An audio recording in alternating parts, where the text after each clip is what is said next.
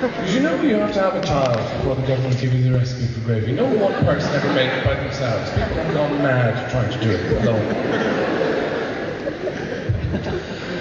Now look, the last time I was in a theatre, and this is the end by the way, I will go away and not come back. I'm very final about that. When I walk out of a relationship, it's over.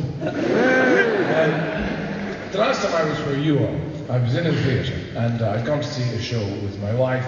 We saw that one, we were quite stressed out at the time. You know that show, 9 large glasses of wine and a taxi on the way home. Do you know that one? It's a wonderful show. It'll run and run. You never know what anybody's going to say next.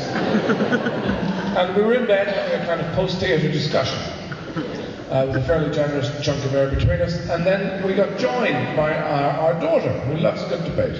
And then quickly thereafter by our son, who likes human activity in all its forms. The conversation then changed to the discussion of the concept of sharing in a post-Christian environment and a pillow-scarce world. And we were getting along very well there. We sort of settled down into this huge star flesh of hatred. And when I counted 4 feet in my mouth, one of which I think was mine, I decided to seek rest elsewhere in the house. So I went upstairs, shambled into our daughter's empty and very small bed. I was naked at the time, it's worth mentioning. Glorious. And the next morning, I'm very traditional as a father. I think it's pretty much the least I can do to pretend to be asleep, in case I'm needed.